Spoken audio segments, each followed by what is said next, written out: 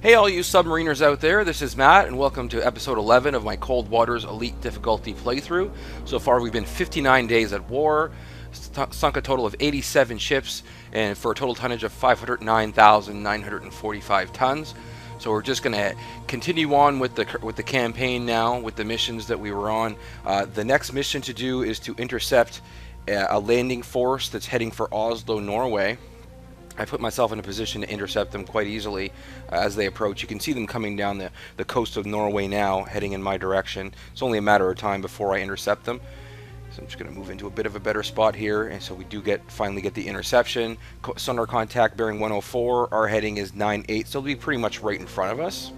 Check to make sure that I have all my tubes loaded, close to 15,000 yards, and initiate the encounter. Rig ship for ultra quiet. You'll see that in these encounters you get a lot of contacts all at once, so it can be a little bit overwhelming at first if you've not done these before. I'm already at 50 feet, so I'll adjust my depth to come to 45 feet to get as much height from my masts as I can when I put them out of the water. And now I'm going to get busy, first of all, with the ESM mast and then the periscope, taking a look at all these contacts to get a better idea of where they actually are. It's a bit dark out, so I'll put low light level filter on there. So here's the first one.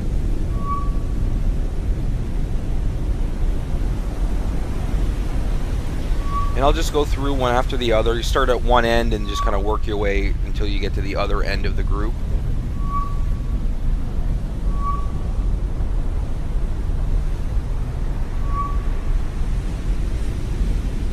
I believe that'll be the last one for this group.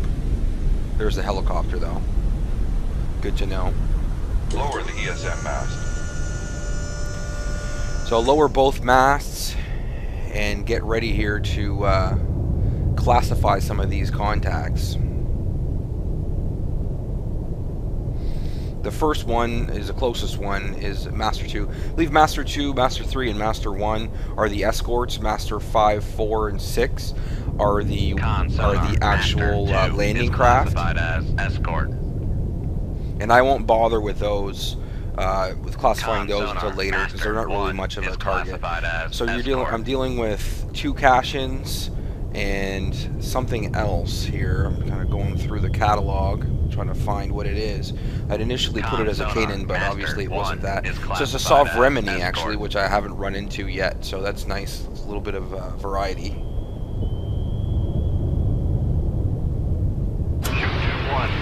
I'll immediately fire a weapon at the closest cash-in, Master 2.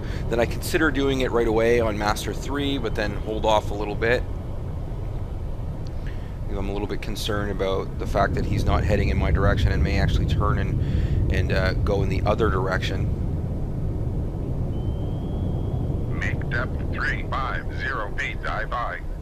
I'll set a depth of 350 feet, which should take me through this very strong layer and quite likely mask me from any other contacts, but also mask most of the other contacts from me. So it's a double-edged sword there for sure.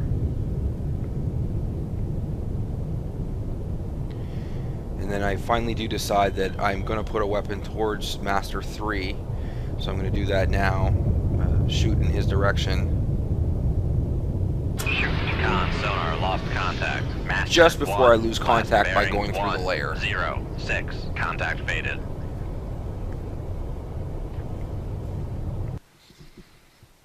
So we'll skip ahead here a little bit to the point where the first weapon is actually closing in on Cash-in Master 2. Because I have the wire, I can steer it in, which I will do, and hit him somewhere around amidships. Master 2, last bearing 1. One weapon's all it took for the cash-in. I will switch to the focus on weapon number 2. After reloading tube 1, I'll switch to weapon number 2, which has acquired Master 3, another cash-in.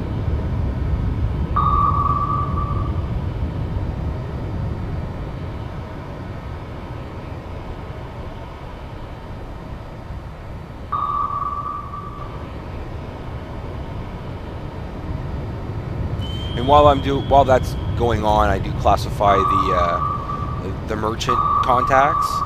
Might as well at that point, since there was kind of a lull in the action there. So I classified them all and sped up time a little bit so the torpedo arrives a bit faster, and then finally get back on controlling it. Fire control, weapon acquired.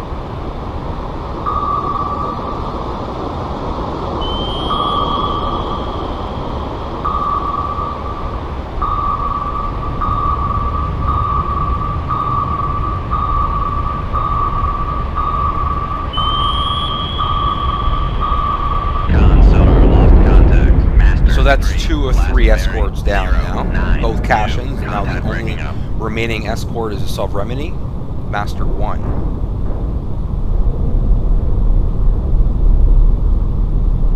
I consider shooting him right away, then decide I need a little bit more information. So I head up to periscope depth, raise the ESM mask and the scope to get a better idea of where the sub-remedy actually is. Tube 3 ready.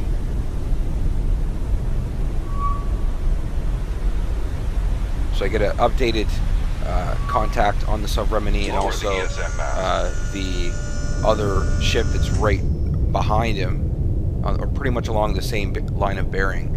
Might as well, since I was already there, so I grabbed more information about that Nguema as well. Now that I'm sure where the sub-remedy is, I'm going to fire a weapon in his direction. Bearing 1-1. We'll skip ahead to the point where the weapon is just about to strike the sub-remedy. Fire control, weapon acquired.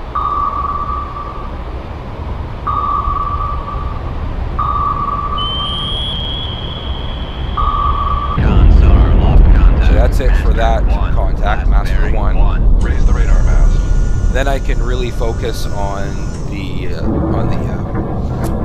Lower the radar mast. on the merchant ships. So I raise the radar mast to get a good idea of where they actually are, and now I'm gonna shoot some harpoons at them, because I know there's nothing they can do. They can't shoot them down. They don't have any point defense systems or anything. So my mistake on this one was not waiting until Tube 1 had the harpoon loaded. If I would have waited, I could have put one on each. But because I fired those 2, the helicopter overhead was able to pinpoint my direction, my location, and dropped torpedoes on me. So as soon as I realize that I'm being shot at, I go to torpedo evasion. It's coming on my left. I drop a noisemaker to distract it, to make sure that I can get out of the way, and then back into the torpedo evasion technique here. Master 6, last bearing 1-1-3. Contact. We're dealing with quite shallow water, so I don't have a whole lot of room to maneuver. And it doesn't really matter a whole lot. Using the technique that I use to evade torpedoes doesn't matter. The water depth doesn't matter a whole lot. So for a little bit, I stay underneath the torpedo so that it can't see me, and then when I see it making its turn to the right, well, I turn the opposite direction, which will put it behind me when it finally is finished making its turn. Put me in a position where I can finally start making knuckles. Now, I've heard 2 explosions there in the water. The first one was the alligator, which actually sank. So 1 harpoon was enough to take out the alligator. The second one hit the Nguema, but was not enough to make it sink. So it's only been damaged. And I have 2 torpedoes in the water coming at me. Torpedo in the water. Torpedo in the water. Bearing 3-1-6. Make turns for 3 knots. Maneuvering. This one worried me a little bit because it didn't seem to be reacting to what I was doing. But then again, I was also doing full speed and not flank speed. I only noticed that afterwards. So that's one reason why it wasn't working quite as well as normal. Tube 3 ready. So I've noticed that and adjusted my speed, so now it's going up to flank speed. Finally, I was able to make a knuckle that makes that closest torpedo go into countermeasure homing, and then I can get back to the process of evading them. We'll skip ahead a little bit to the point where the second torpedo is now about to run out of energy. And I can get back to stalking these merchant ships.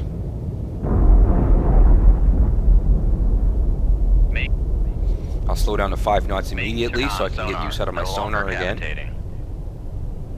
And I'm heading generally in the right direction. Once that's over and done with, I'm going to go up to periscope depth and get a better idea of what's going on with those two remaining targets, the merchant ships. So back up at periscope depth, I'm going to use my radar mast to get a good dependable range on them. Lower the radar mast. Been able to verify that I do have I have two harpoons loaded, so I'm going to fire one at the Mguema that wasn't hit initially, so that I can slow him down, because the other one is already slowed down, has already been damaged, and can't go at full speed, whereas Master 5 can still go at full speed, so I want to slow him down a little bit. Once I've done that, I speed up time and speed up to full speed so that I can close the distance. And while I'm doing that, while I'm approaching, one of the Mguemas that I hit with a harpoon actually succumbed to its damage and sank. So that's one less target I have to worry about now. I've sped ahead to close to where the merchant ships were. Then I raised the radar mast to get a better idea of where this last target is. And he's a fair distance away, but well within range of Mark 48 torpedo. I'll set the activation range to be actually quite close to the target, because these merchant vessels don't usually try to evade in any way, so I don't really have to worry about that a whole lot.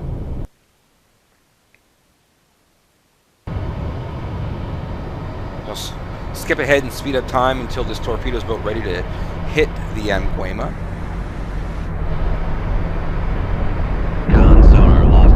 And that's it. 5, last bearing 0. 6 targets taken out there. And it's kind of interesting to watch this one sink, because the water is shallow enough that it barely has a chance to get under the water, and he's just standing on up on his tail, and there's maybe like 10 feet of water between the bow and the surface, so that's kind of interesting. So 6 targets altogether, all sunk on this mission, and I'll continue on. The Admiral's happy. Make the newspaper once again.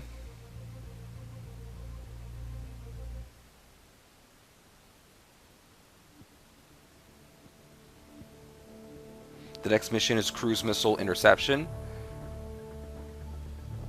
So they've already launched the target, and they're coming back through the GIUK gap to rearm and resupply. So I have to intercept them when they come back through. So I'm going to set myself up here on the eastern side of the SOSUS net and just wait.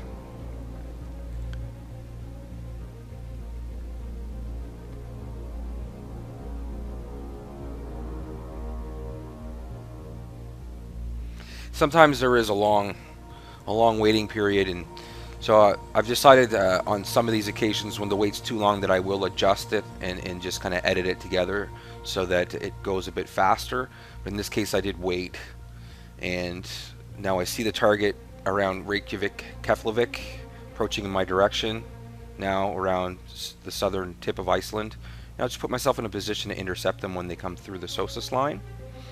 Sonar contact bearing 281, our heading's 310, so they'll be off to our left by about 30 degrees, close to 15,000 yards, and initiate the encounter. Right off the bat, I have 2 contacts, and I'll get busy classifying those. The first one appears as, looks like a November. It's a November. Sonar Sierra 2. The second one as submerged submarine. Looks like a Victor of some kind. So if it's not a Victor, it's probably the cruise missile submarine I'm looking for, and it would be a Charlie 2. Even though I wish it was an Oscar, I look at the Oscar hoping that it will be, but no, it's just a Charlie 2. So I have 2 contacts here. I'm going to put myself on a course that will allow my towed array to get a better solution on them. So I'll just wait a little bit here. Since neither one of them seems to be aware of my presence, I will put my depth at 800 feet, set a course that will allow my towed array to get a better look at them, and then skip ahead. Now my contact solution is at about 75% for the November, so I feel comfortable shooting. I'll get myself oriented so that I can do that and hopefully still keep the wire. Shoot. Aye, sir. I'll shoot at the November and the Charlie, more or less 2-2. along Aye, the sir. same bearing. Con sonar, Sierra 1 is cavitating. So it seems like Sierra, it said Sierra 1, but on the readout it said Sierra 2. The November is aware that I shot and now is cavitating. Fast forward here to the point where the weapon is inbound on the November and about to get there. You can see that both weapons have acquired on the November, so it takes a little bit of doing Con here sonar, to keep Sierra weapon 1 number is 2 cavitating. from being sucked up on the same target. So I'm adjusting the heading of weapon 2 to keep it from doing that. I want to keep it moving at the Charlie. So it's a bit of a constant adjustment here, using the keypad to keep weapon 2 moving in the right direction.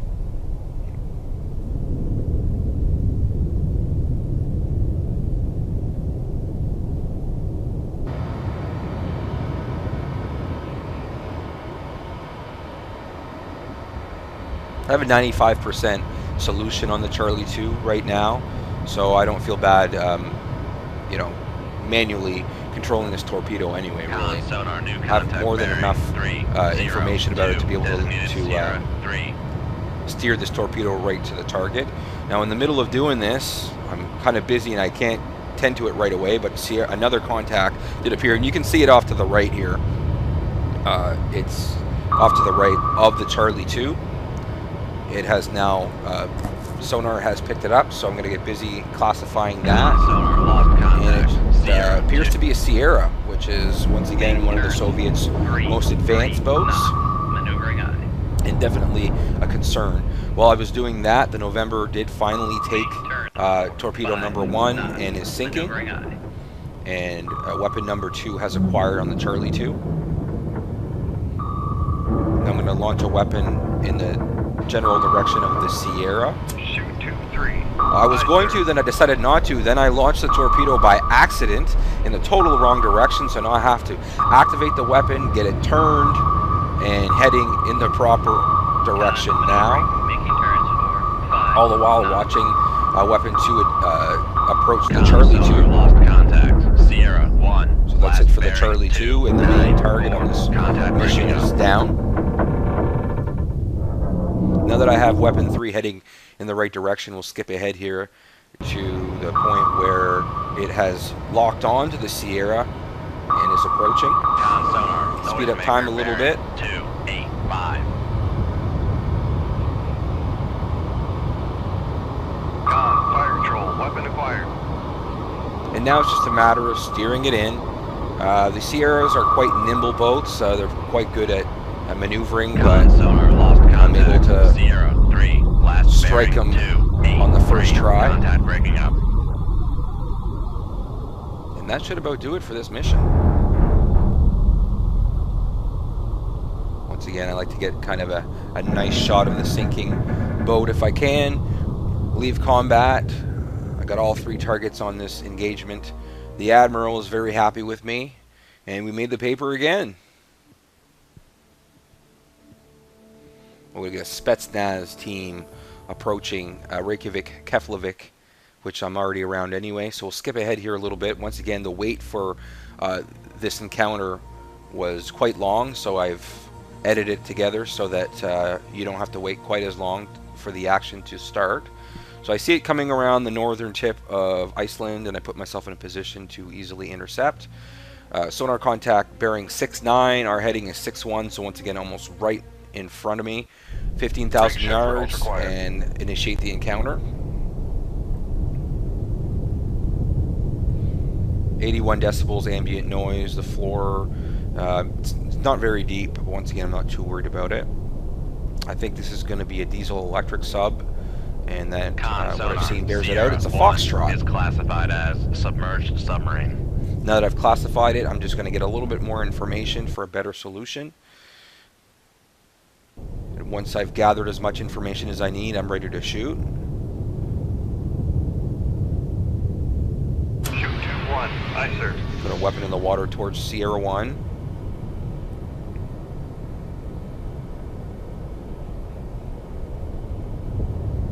gives no indication that he's heard that launch.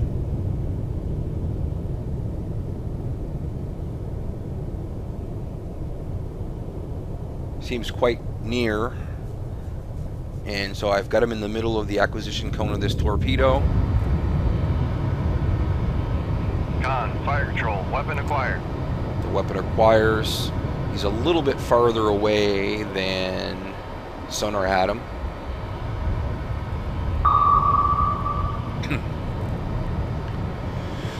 Now with the active homing, I'm able to really get a good fix on where he is and steer the torpedo in. This is a diesel electric boat. I'm really not worried about it a whole lot.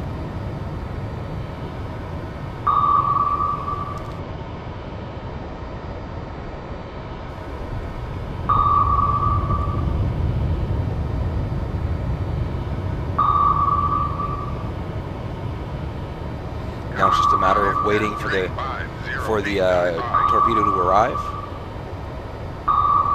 There's no chance he's going to evade this.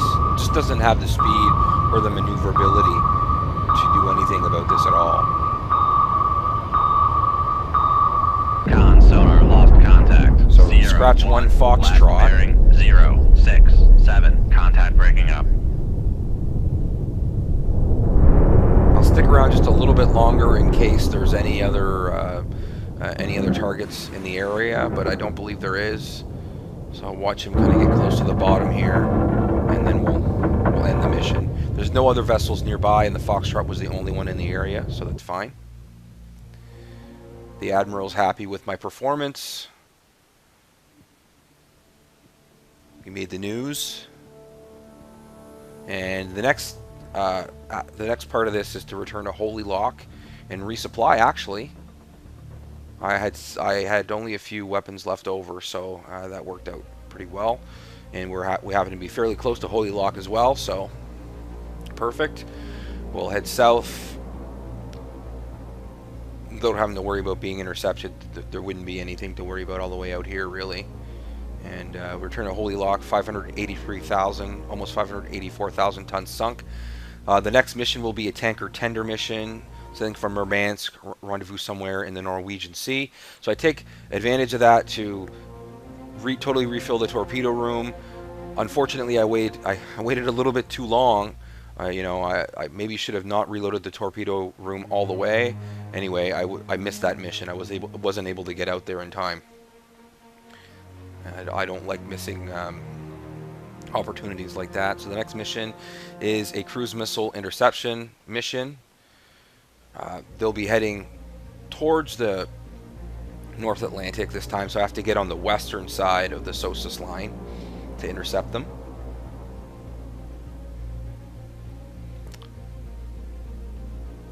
And once again, the wait here was a little bit longer than I liked, so I skipped ahead, and I see them heading in my direction.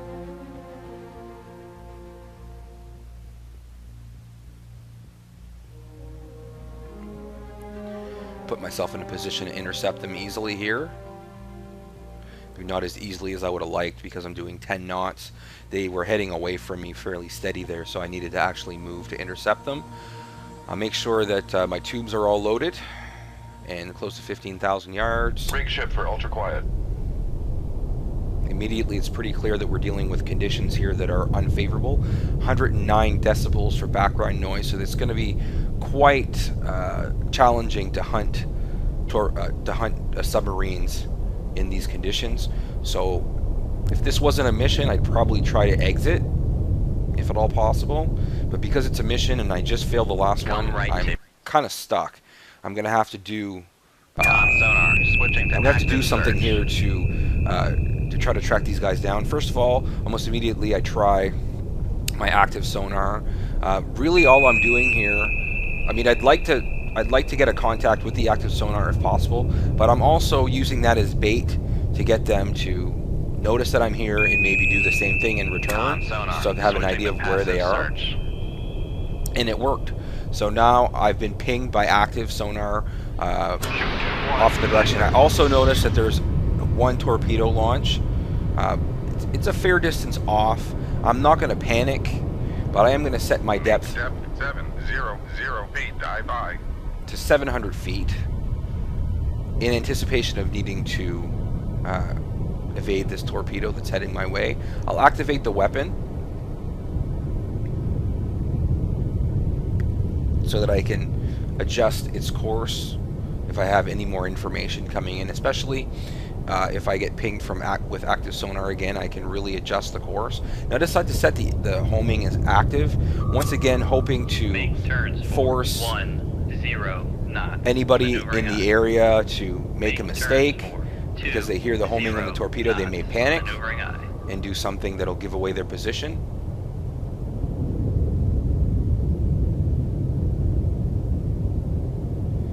And while I'm doing that, I've started to turn away. I've sped up, which eventually causes the wire to break Con sonar, on the we are torpedo. cavitating. But now I feel like the torpedo that was launched in my direction may be getting uncomfortably close, so I need to finally get out of the way here. Con sonar, no longer cavitating. I've passed 575 feet or so, so now even at flank speed I will not cavitate.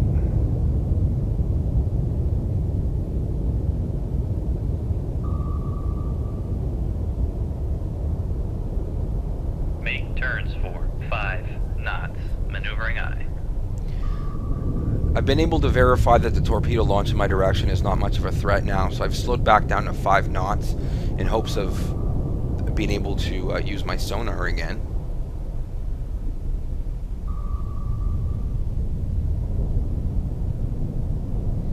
I'm just keeping an eye on things going on behind me.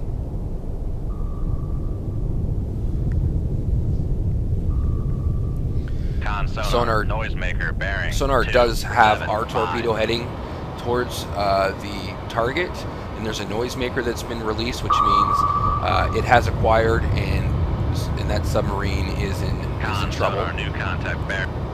Therefore, that's why he's launching the noisemakers. So you can see that Sierra 1 has appeared on the sonar scope, Con sonar, and I think about contact. shooting at it. Sierra However, 1, last bearing, Sierra 1 was 2, actually the 7, target that the 3, torpedo contact breaking already up. had, that the torpedo had already acquired. It's just that sonar didn't have him exactly in the right location.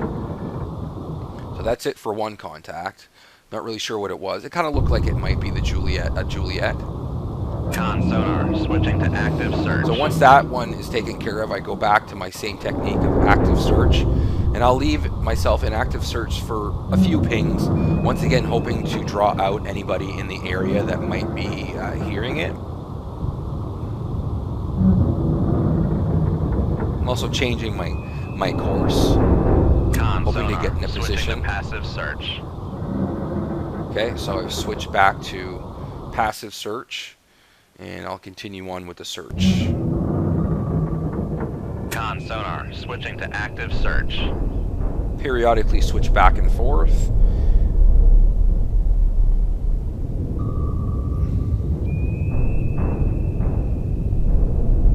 I'm really using it as bait right now, more than anything else. Con sonar, Finally, I switching do to passive search. cause another target out here to not only ping me with active sonar, but also shoot torpedoes at me. 2 torpedoes now. Yeah. I put myself in a position on a course here to hopefully keep the wire for a little bit longer. Once again, there's no need to panic about incoming torpedoes right away. It does take a while for them to get here. I am deep, and we'll have plenty of opportunities to speed up before they get here. I've taken the weapon active. Con sonar, new contact bearing 2. And in doing so, I forced contact Sierra 2 to start cavitating, which gave away his position, gives me a better chance to steer the weapon in his direction. I was able to adjust the direction of weapon number 1. Con, fire control, weapon acquired. And now the weapon has acquired. Once it has acquired and I'm confident that it has a good lock, I'm going to cut the wire, 3 knots. Maneuvering aye. reload the tube, and finally speed up and start worrying about evading the torpedoes that were launched at me.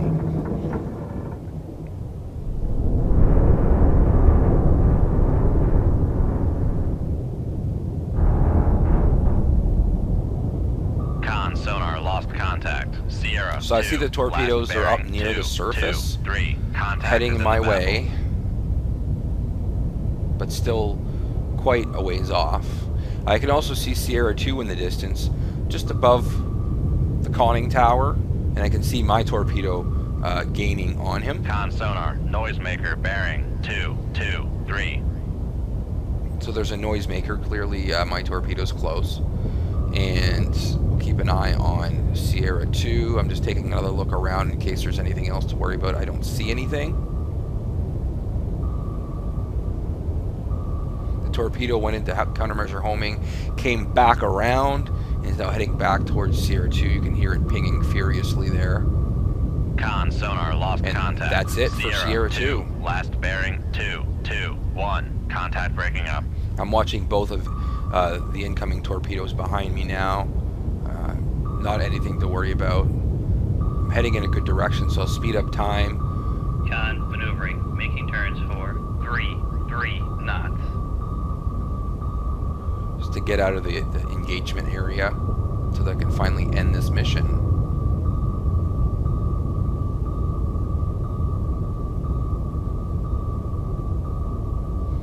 So in this mission, we've seen what happens when there's really high background noise. You do have to sometimes use different tactics in order to finally get the contact to show up. When there's so much noise that your passive sonar can't pick them up right away, you need to do maybe some drastic measures. All right, so the next mission is SEAL Team Insertion, which means I'm going rogue again, guys. I'm going to ignore this mission. We're going to head back to Holy Lock and resupply and get back into the Norwegian Sea, the Barents Sea, and sink as much shipping as we can. Right now we're sitting at 589,000, almost 590,000 tons. I'll get all of my all the torpedoes loaded and head back out. I'll save it here. And then get back to the summary screen. 71 days of war, 99 vessels sunk, total tonnage of almost 590,000. So we're going to put a cut in this video here. I'll be dropping another one in a couple days. Thank you very much for coming back. I hope you enjoyed it, and I'll talk to you again soon. Have a great day.